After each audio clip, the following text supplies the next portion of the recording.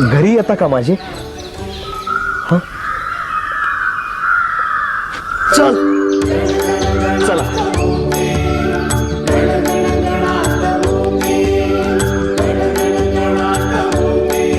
महाराज या ना, चला.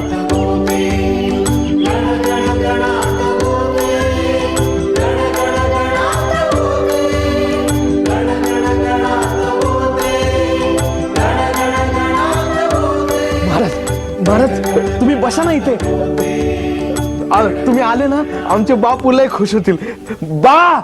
बापू महाराज आले. महाराज महाराज आपण तर साक्षात शिवजी.